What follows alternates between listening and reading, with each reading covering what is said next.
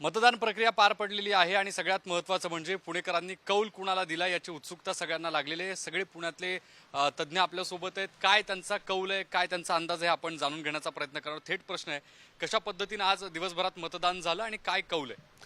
मतदानाची टक्केवारी जर आपण यापूर्वीचे जे काही लोकसभा आणि विधानसभेचं जर बघितलं तर साधारण त्याच ॲव्हरेजनी मतदानाची टक्केवारी राहिली। यावेळेस 7:30ला मतदान झालं, पूर्वी 7ला सुरू होत होतं, त्यामुळे 7:30चं 9:30, 9:30चं 11:30, 11:30चं 1:30, अशा टप्प्यांनी 1:30चं 3:30 अशा टप्प्यांनी सुरू झालं। पण ॲन ॲन ॲव्हरेज जे मतदान आहे ती प्रक्रिया त्याच पद्धतीने सुरू आहे आणि हे मतदान 5:30चं जे मतदान आहे ते काही ठिकाणी 7, 7:30, 8 वाजेपर्यंतही चालण्याची शक्यता आहे। कारण आत्तापर्यंत मतदान केंद्रांच्या आवारात रांगा आहेत, जरी या ठिकाणी त्या ठिकाणी मतदान केंद्रांचा आवार लॉक करून मतदारांना टोकन दिलं असलं तरी अजून त्या ठिकाणी रांगा दिसत आहेत आणि मतदान जर वाढलं तर त्याचा फायदा भारतीय जनता पक्षाला होईल असं आत्तापर्यंतचे गेल्या निवडणुकीचे ट्रेंड दिसत आहेत।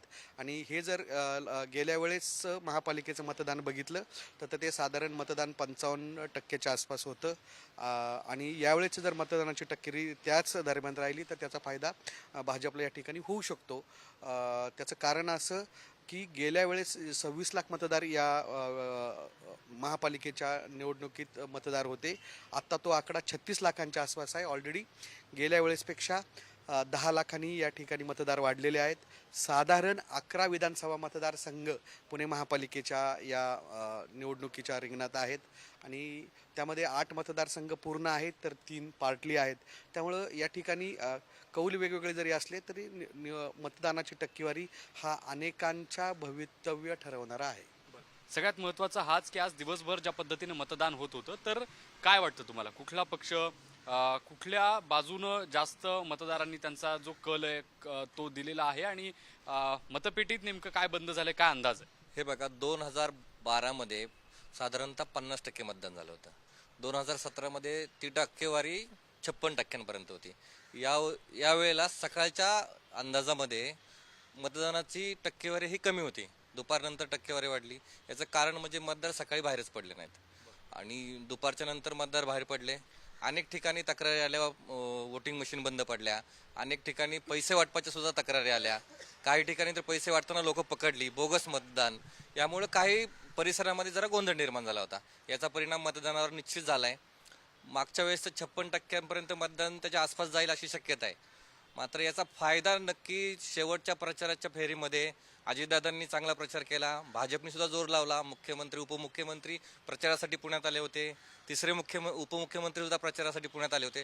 त्यामुळे सगळ्यांमध्ये काटेकी टक्कर आहे। निश्चितच भाजपला राष्ट्रवादीचं तगडं आव्हान निर्माण झालेलं आहे। त्यामुळे भाजपला मागच्या वेळेच्या जागा राखता येणार नाहीत अशी परिस्थिती आहे। साधारणतः 85 ते 90% त्यांना जागा मिळण्याची शक्यता आहे आणि राष्ट्रवादी त्यांना काटेकी टक्कर देईल। साधारणपणे काय अंदाज तुम्ही व्यक्त कराल? मतपेटीत मतदान लोकांनी केलंय, अगदी 7 वाजेपर्यंत काही ठिकाणी मतदान चालणार आहे, पण एक ओव्हरऑल दिवसभरात कशा पद्धतीचा ट्रेंड राहिला, अंदाज काय? दिवसभराचा ट्रेंड म्हणला ना, यावेळी प्रचंड विचित्र ट्रेंड होता। आता आम्ही दिवसभर सगळेच फिरत होतो, कधी नव्हे एवढा पैशाचा पाऊस पुण्यात या मतदानाला पडला। प्रशासकीय यंत्रणा कुठेही नव्हती, पेठांच्या परिसरात सुद्धा अक्षरशः रस्त्यावरती लोकांनी लाईन लावलेले होता। कोणाचा बूथ आहे, कोणाचं काय कळायलाच मार्ग नव्हता आणि यावर्षी जवळपास 9 लाख मतदान जास्त आहे। त्याच्यामुळे हे 9 लाख कोणाच्या पारड्यात जाईल हे सांगणं तुर्तास तरी अवघड आहे। प्रचारात जसं अजितदादांनी जोर लावला तसं भाजपने काल 2 दिवसापासून शहरात संघटनात्मक पातळीवर जोर लावला आहे, संघाची यंत्रणा प्रचारात उतरली आहे। पण कुठंतरी या सगळ्यापेक्षा मतदारांना यावेळी फक्त पैसा दिसतोय, हे आज स्पष्ट झालं। म्हणजे पुण्यात अक्षरशः अनेक बूथवरती, म्हणजे शहराच्या मध्यवर्ती पेठांच्या फक्त पैशांचा पाऊस होता, दुसरं काही दिसत नव्हतं। त्याच्यामुळे या नोटा ज्याच्या असतील त्याच्या पारड्यात नक्कीच मतदान जाणार आहे। तुमचं काय म्हणणं आहे, कोणाच्या बाजूने कौल आज दिवसभरात मतदारांनी दिला असं तुम्हाला वाटतं? असं नाही सांगता येणार एखाद्याचा बाजू आत्ता, कारण मतदार हे सांगत नाहीये। मतदार हा शांत आहे। मतदार ज्याला करायचं तर त्यांनी ठरवलं असेल, परंतु तुम्ही पुणे शहराच्या जे झोपडपट्ट्या भाग बघितला, जसं जनता वसाहत आहे की इथं प्रचंड मोठ्या प्रमाणात गर्दी आहे आत्ता, कारण ते सकाळच्या सत्रात ते बाहेर पडले नाही आहेत, आत्ता दुपारच्या नंतर ते बाहेर पडलेत। तर खूप आता तो मतदार कुठे जातोय त्यावर बराच, आणि शहरामध्ये जवळपास झोपडपट्ट्यांची संख्या खूप मोठ्या प्रमाणात आहे, तिथला मतदार निर्णायक ठरणार आहे एकंदरीत। दुपारनंतर मोठ्या संख्येनं मतदार बाहेर पडले. ओव्हरऑल दिवसभरात ज्या पद्धतीनं मतदान झालंय तर तुम्हाला काय वाटतं की कसा कौल दिवसभरात राहिला, काय निकालाच्या संदर्भाने तुम्ही अंदाज व्यक्त करता? नाही, दुपारपासून सकाळपासून मतदार बाहेर पडलेला आहे. फक्त त्याला मतदान केंद्र वेळेवर न सापडणे त्याच्यामुळं तो सगळ्या गावभर फिरत होता. म्हणजे सकाळी जर 7ला बाहेर पडलेला असेल तर त्याला मतदान केंद्र सापडण्यासाठी किमान 1 तास 1.5 तासात गेलेला आहे. त्याच्यानंतर मतदान केंद्रावर जी लाईन आहे ती अर्धा तास, म्हणजे मतदार किमान 2-2.5 तास मतदानासाठी आज बाहेर होता. त्याच्यामुळं मतदानाची सुरुवातीच्या टप्प्यात जी टक्केवारी कमी दिसली त्याचं कारण ते एक आहे.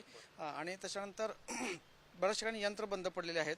ते बंद पडलेले यंत्र परत जाऊन आणणे त्याच्यात साधा 1 तास गेला. तर जवळपास 27 ते 28 ठिकाणचे मतदान यंत्र बंद पडले अशी आतापर्यंतची माहिती आहे. म्हणजे त्या एवढ्या मतदान केंद्रावर तरी घोळ झालेला आहे, तिथे रांगा लागलेल्या आहेत.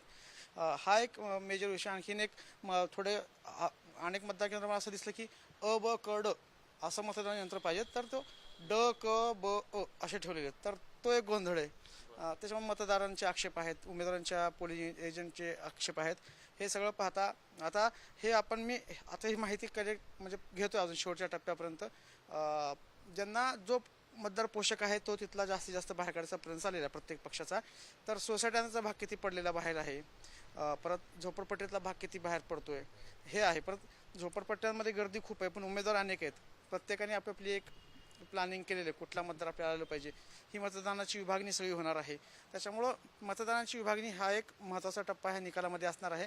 कारण की जेव्हा चौरंगी पंचरंगी जेव्हा इलेक्शन होतात तेव्हा हजार मतं जरी गेले तरी निकाल बदलतो आणि एकदम क्लोज फाईट होते आणि शेवटच्या फेरीपर्यंत निकाल जाऊ शकतो, एवढी ती निवडणूक होऊ शकते. त्याच्यामुळं अशा आत्ता शहरातल्या मध्यवर्ती भागात विशेषतः अशा क्लोज फाईट मला अनेक ठिकाणी दिसत आहेत. सगळ्यात महत्त्वाचं की आत्ता असं सांगता येईल का तुम्हाला की कोणाच्या बाजूनं सत्तेचं पारडं झुकताना दिसतंय? मतदारांमध्ये दिवसभर काय चर्चा? नाही, ह्यावेळेस असं पारडं मी सांगू शकत नाही. कारण की पॅनल टू पॅनल चालवा असं प्रत्येक पक्षाचा आग्रह, पण असं होताना दिसत नाही शहरामध्ये.